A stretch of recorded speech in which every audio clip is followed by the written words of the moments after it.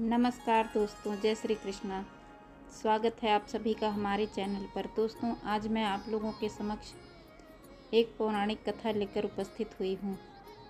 स्नान और नहाने में क्या अंतर है।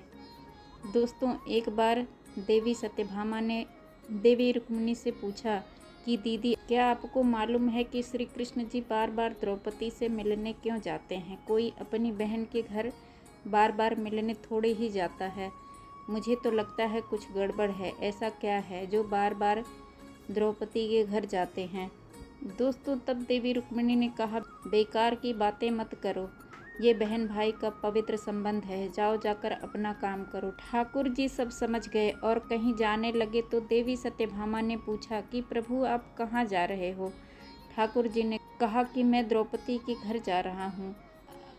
अब तो सत्यभामा जी और बेचैन हो गई और तुरंत देवी रुक्मिणी से बोली, देखो दीदी, फिर से वहीं द्रौपदी के घर जा रहे हैं। श्री कृष्ण जी ने कहा कि क्या तुम भी हमारे साथ चलोगी। तो सत्यभामा जी फौरन तैयार हो गई और देवी रुक्मिणी से बोली कि दीदी, आप भी हमारे साथ चलो और द्रौपदी को ऐसा मज़ा चखाएंगे कि वो जीवन भर याद रखेंगी। देवी रुक्मिणी भी तैयार हो गई और जब दोनों देवियाँ द्रौपदी के घर पहुंची तो देखा कि द्रौपदी अपने केस संवार रही थी। जब द्रौपदी केस संवार रही थी तो भगवान श्री कृष्ण जी ने पूछा, द्रौपदी क्या कर रही हो। तो द्रौपदी बोली, भैया केस संवार के अभी आई।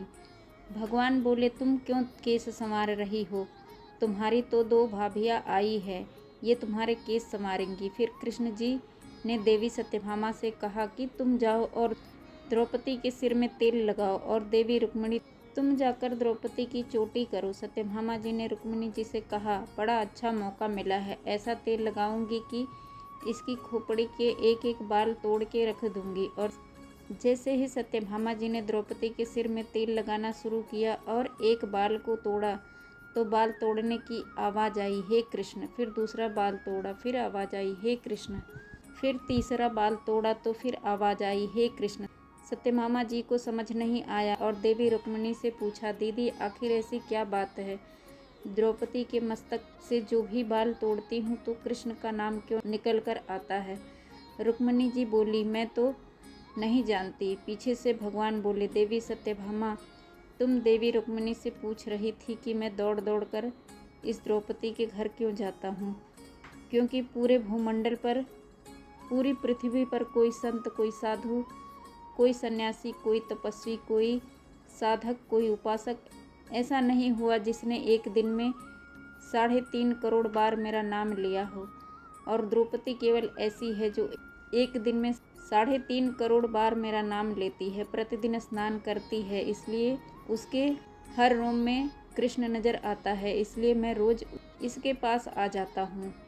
इसे कहते हैं स्नान, जो देवी द्रौपदी प्रतिदिन किया करती है। हम तो हर रोज साबुन, शैम्पू और तेल लगाकर अपने तन को स्वच्छ कर लिया, केवल नहाया। कहा गया है, स्नान का मतलब हमारे शरीर में 3.5 करोड़ रोम छिद्र हैं। दोस्तों, जब नारायण से पूछा गया कि ये 3.5 करोड़ रोम छिद्र क्यों दिए गए हैं, तब नारायण ने कहा, जब मनुष्य 3.5 करोड़ बार भगवान का नाम ले लेता है तब जीवन में एक बार उसका स्नान हो पाता है। इसको कहते हैं स्नान। दोस्तों, कहानी अच्छी लगी हो तो लाइक करें, चैनल को सब्सक्राइब जरूर करें। धन्यवाद दोस्तों, जय श्री कृष्णा।